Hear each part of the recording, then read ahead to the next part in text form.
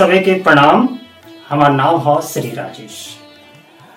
कहल जाला कि कोनो भाषा के महत्व और ओकर समृद्ध परंपरा के जाने के होखे तो वो भाषा के साहित्य बात सिनेमा पर नजर डाली, ओकर अध्ययन करनी, ओकरा के देखी। बाकी जब हमनी के भोजपुरिया समुदाय के लोग भोजपुरी सिनेमा के वर्तमान हाल के देखी ले जा तो हमके दुख और शर्मिंदगी के अलावा और कुछ नजर ना आएगा। आजू के तारीख में बनल भोजपुरी सिनेमा मैं परिवार के साथ देखे के हिम्मत हमनी के ना जुटा पाई जा। लहंगा चोली चुम्मा रिमोट में अझुराई भोजपुरी सिनेमा पर अश्लीलता के ग्रहण लाग गई बा। आजू जे भोजपुरिया सिनेमा बनावत बाड़े शायद वो मौजूदा दौर में अपना इतिहास के भुला गई बड़े। भोजपुरी फिल्मकार और निर्माता ये सब लोगन के ये याद करे हुई कि हमारे इतिहास का रहा था।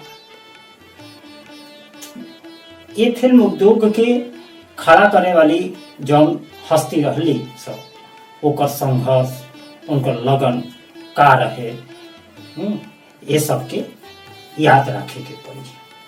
हिंदी सिनेमा के पुरोधा दादा साहब फाल्के के बरअक्स भोजपुरी के पितामह के भुलाए कबो उचित ना कहा।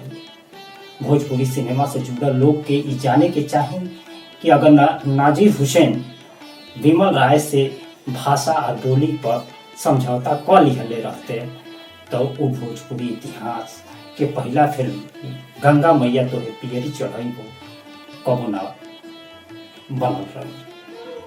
ऐसे तो भोजपुरी फिल्म के आवम 1932 में बनल दोसर बोलत फिल्म इंद्र सभा से हो गई रहे। ये फिल्म संगीतिक रहे।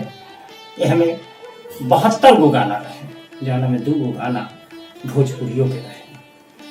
हमनी के आजो एक फिल्म के गीत सूरतिया देखी के जाओ बाके छैला गुनगुना सकत बनी सा, सुन सकत बनी सा। निर्माता निर्देशक जे मदन फिर इंद्र सभा के सहारे सबसे ज्यादा गाना गाना वाली फिल्म बनावे के विश्व रिकॉर्ड बनौले। भोजपुरी से जुड़ल लोग ये रिकॉर्ड के साथे अपना के जोड़ के गर्व के अनुभव कर सकत बा। जे मदन के सहारे फिल्म में भोजपुरी के आवक तो भई, बाकी के खाटी भोजपुरी सिनेमा के बने के सफर 1962 में पूरा भई। आज एकरा खातिर संघर्ष करे वाला व्यक्ति के कबो भुलाए के चाहिए भला। भारत के पहला बोलत फिल्म से लेके भोजपुरी सिनेमा के शुरुआत के बीच 103 गो गुजराती, 59 गो पंजाबी और 26 गो आसामी और ओकर संग 18 गो उड़िया फिल्म बन चुका था। ऐसा स्थिति में भोजपुरी सिनेमा खातिर क्षेत्रीय सिनेमा के तौर पर स्थापित होके के राह आसान ना रहे। रौरा मन में ये बात आवत हुई कि आखिर के रहे जे पहला भोजपुरी फिल्म बनौलक आ एकरा खातिर कौन संघर्ष कैलस। आजादी के बाद भारत बदलत रहे तो सिनेमा में बदलाव आवत रहे।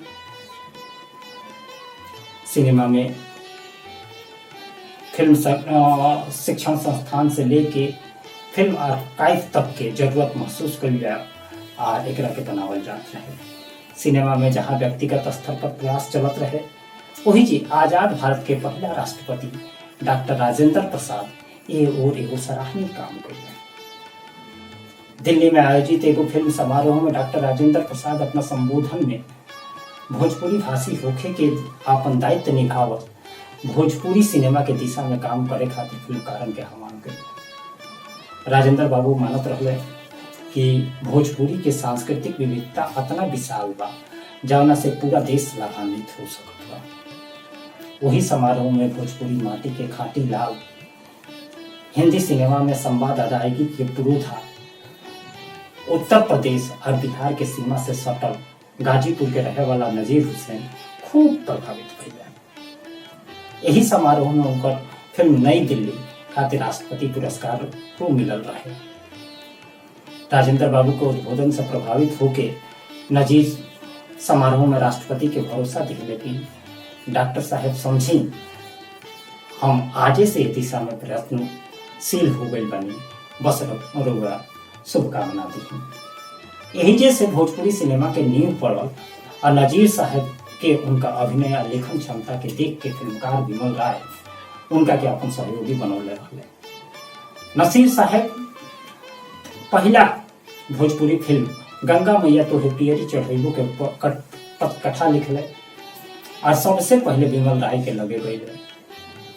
विमल राय के कहानी तो बहुते पसंद आई, बाकी वो एकरा के हिंदी में बनावे के चाहते थे। नसीर साहब अगर उस दिन अपना कहानी के साथ विमल दास से समझौता कर लिहले रहते तो भोजपुरी में बनल पहला फिल्म कोनो और दूसर हुई।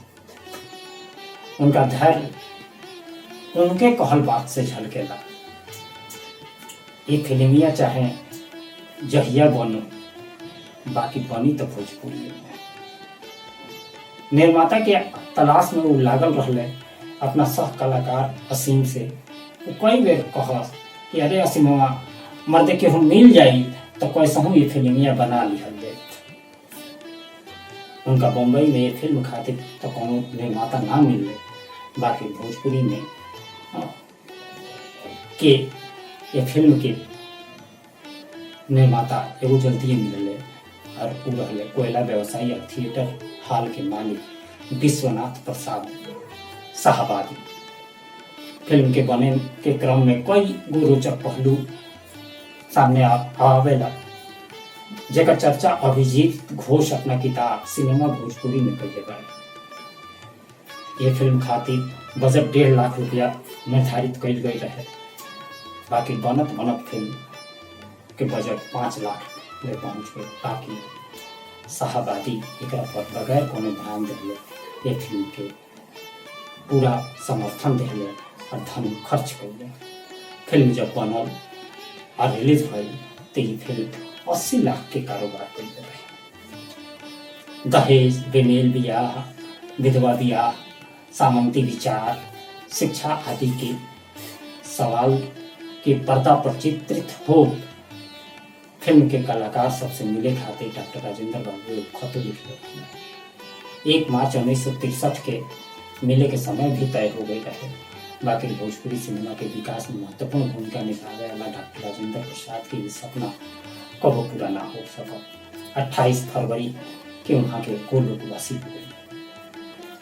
अगला दिन एक भोजपुरी फिल्म के प्रदर्शन बंद राख के राजेंद्र बाबू के श्रद्धांजलि दिखल गई। एक बाद विदेशिया, हमार संसार, गंगा किनारे मोरा गाँव रे, कब हुई गौना हमार, दंगल, महुआ आदि फिल्म के बढ़त डेग आज हमने के सामने छल कर हमरो जवनिया राते दिया बिता के जे संगीत के जरिए अश्लीलता पेश करे पर आतुर लोग का आज भोजपुरी खातिर कई गई संघर्ष के आज पे कौन निर्देशक निर्माता के ई याद नहीं करे। मौजूदा स्थिति के देख के एगो सवाल खड़ा होता कि ऐसा गाना सबके शुरुआत कहाँ से हुई। भोजपुरी सिनेमा के इतिहास जब रुआ खंगालब तो पता चली कि सन 2000 के आसपास ये उद्योग एकदम खत्म होके के कगार पर पहुंच गई रहे। ऐसा में 2002 में बनल फिल्म सैया हमार एक दिन फिर से निर्माता निर्देशक के जागे पर मजबूर करलस, उनका में उत्साह जगलस। बाकी दुखद ई रहे कि जवना शुरुआती कंटेंट के लेके भोजपुरी सिनेमा अपन नींव रखले रहे, अब फैशन के चाशनी में डुबकी मारत हमनी के सामने। फिल्म ससुरा बड़ा पैसा वाला के सफलता देख के भोजपुरी निर्माता सबके कुछो दिखावे के होड़ लागे गई। गौना लीजा राजा जी जैसन गाना एहमे 4 चांद लगौलस और नतीजा भइल कि 2004 के बाद से अब तक भोजपुरी सिनेमा में लगातार द्विअर्थी संवाद और द्विअर्थी संगीत के बाद अतने ना अश्लील दृश्य धड़ल्ले से फिल्मावे लागल गई बा और तर्क ई कि सब दर्शकन के मांग पर हो रहा बा।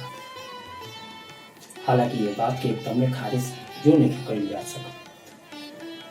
दर्शक ये फिल्म कारण के बढ़ावा दिया, बाकी हमने के भोजपुरी सिनेमा के वो वक्त के आज याद करे की जरूरत बा, जे अपना मेहनत आ संघर्ष से एकरा के एगो उद्योग और अभिव्यक्ति के माध्यम बनौलस। भोजपुरिया होखे के नाते हमार राव सबकर ई सामूहिक दायित्व है कि हम अपना भाषा, संस्कृति, सिनेमा, कला, साहित्य के प्रति ऐसा काम करें कि ओकरा से हम गर्व के, हमने के सामूहिक गर्व के अनुभूति हो सके। अरे करके एगो गर्वान्वित करे वाला पहचान दिया गया।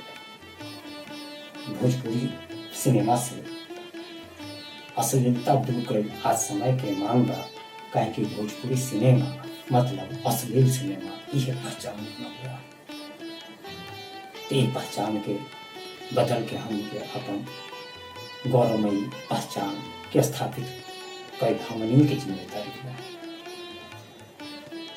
ये वीडियो रुआ कैसन लागल अपन विचार साझा करी, चैनल के सब्सक्राइब करी और अपना भोजपुरिया भाई बंधु के बीच ये वीडियो के सब्सक्राइब करें।